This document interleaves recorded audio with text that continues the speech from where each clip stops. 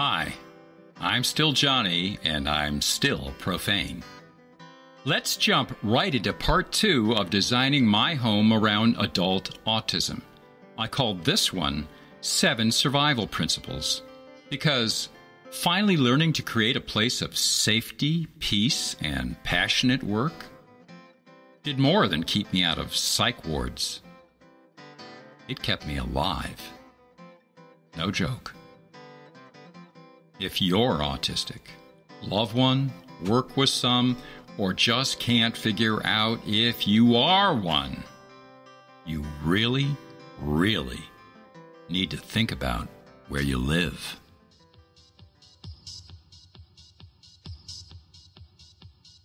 Here are the 7 principles, and some bonus tips I've used for myself. To be honest, I haven't been able to use these strategies in every living situation, all the time, but I always keep them in mind and try to work toward them. 1. Every detail in my home should support my autistic life.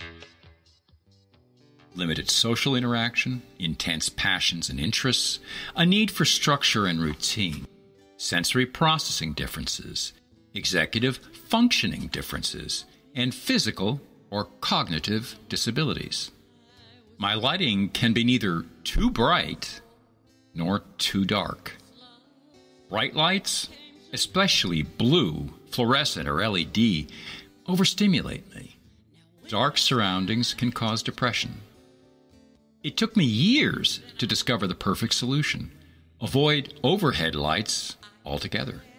Instead, create bright pools of light with lamps in functional areas.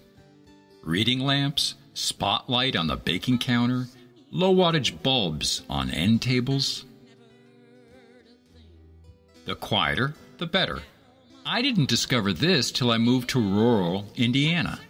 Traffic, sirens, yelling, parades, mega-bass car radios were exhausting me. I had no idea. Now I turn off every fan I can. Noisy lights. Turn the refrigerator up so the fan kicks on less.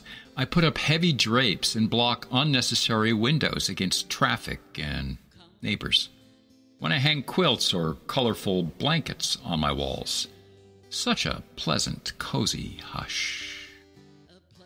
I also converted a small 8x8 bedroom into a blacked-out, noise-insulated yoga room. Doubles as a safe space for when I must isolate.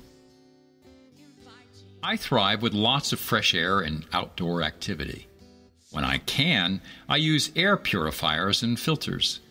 This may be due to allergies or my chronic respiratory problems. Either way, it helps with my focus a great deal. Less is more. More time, more energy, more awareness for what's important to me. I have as few objects as I can in my home. Now, it's not exactly a Zen desert, but I do tend toward the minimalist in my art and life. If an object doesn't have a use, embody a memory, or radiate enough beauty to make me feel something, do I really need it? 2. Simple frustrations can stop me from achieving even simple goals. If I meet the same obstacle a second time, I stop and fix it now. 3. Decisions are hard for me. I tried to decide once and move on. 4. My awareness of my surroundings varies. My mood varies, and I dissociate, space out, or trance out a great deal. Think absent-minded professor. Both can dim my awareness of what's going on around me, and I get bored easily, so I'm frequently lost in my head. I bump into things a lot. My house has to assume an autopilot role to help me. I tend to rely on cognitive maps in order to get around. I put furniture and floor items in logical places and then never move them. At least not without planning and thought. That way, I can get from point A to point B without thinking. Like stepping around the bathroom scales in part 1, which if you haven't heard, you should go download. Finding the right home for a tool or utensil is key. I imagine, where does an object want to live? Where does it feel it wants to belong? Like a pet. Where's the first place that pops in my mind when I picture using the object? Fingernail clippers, for instance. In a hurry, I might use them anywhere in the trailer, playing guitar, sitting and chatting at the table, but after, they always go home to a specific corner in my bathroom drawer, because that's the first place I groom after a shower. I avoid rugs. I invariably trip on them because I forget they're there, or when I'm not aware enough to lift my feet. I trip on wall-to-wall carpet, too. My favorite to walk on are hardwood floors.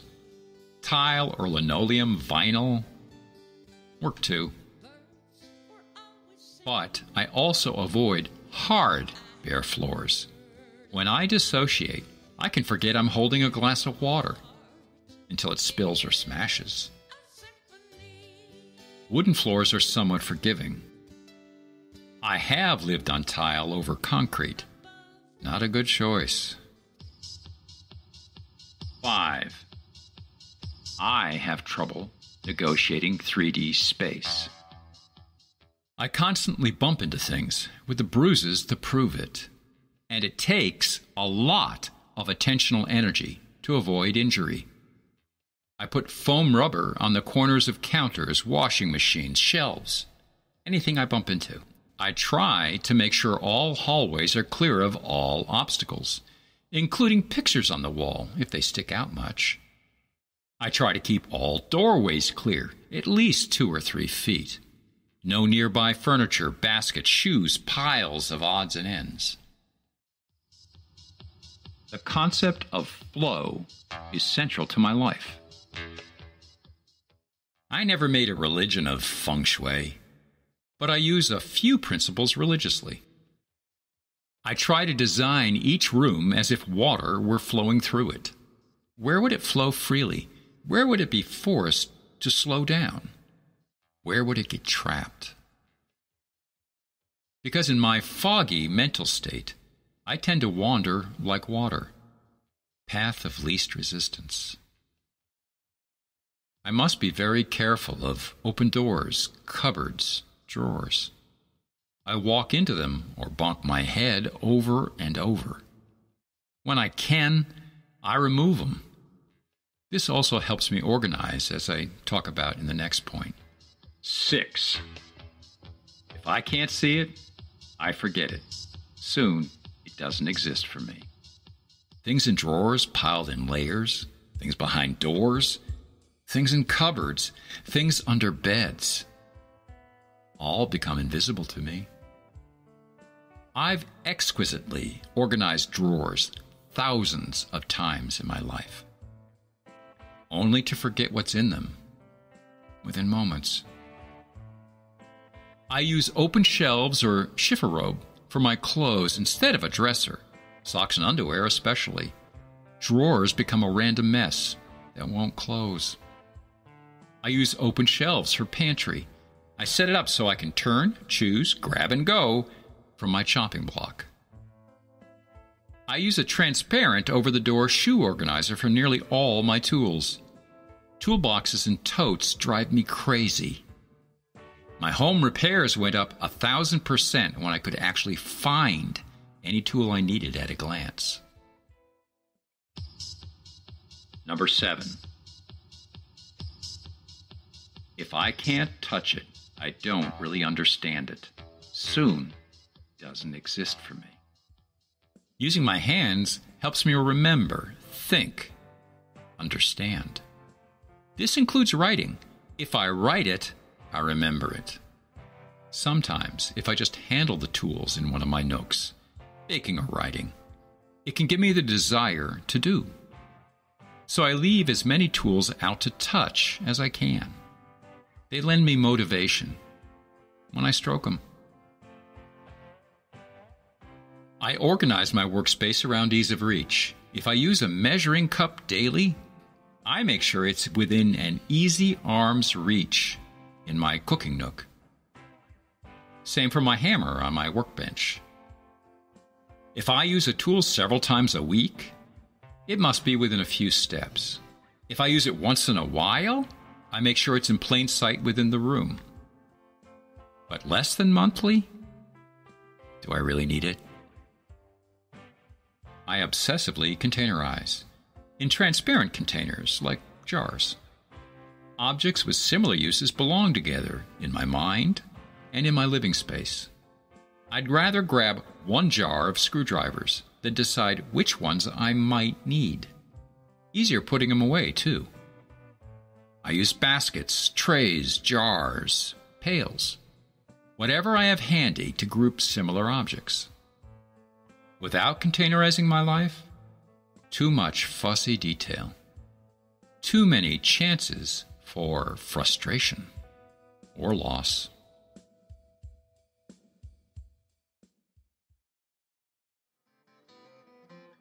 I hope you got some ideas from Part 1 and Part 2. Some you might want to try out. Some may inspire you to find your own solution. I hope you'll share your ideas with me in the comments. You might want to check out the further reading in the transcript at autisticaf.me, along with other posts. Quick reminder, find hashtag AutisticAF Out Loud podcast on Apple, Spotify, most podcast platforms. On YouTube, closed captions support folks with audio processing difficulties, like me. If you learned something from this episode, please consider supporting my expenses. Most podcast apps have a support button, and there are links to PayPal and Ko-fi in the transcript. Or use Facebook Pay to Johnny Knapp, KNAPP-AU. But, as always, the best support you can offer, share this episode with a friend that you know cares.